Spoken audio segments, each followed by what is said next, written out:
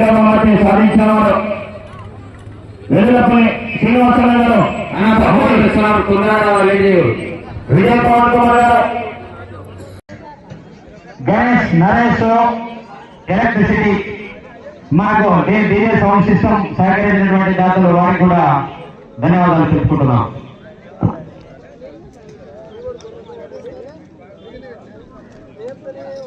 వెల్లులపల్లి శ్రీనివాస్ గారు సరుకుని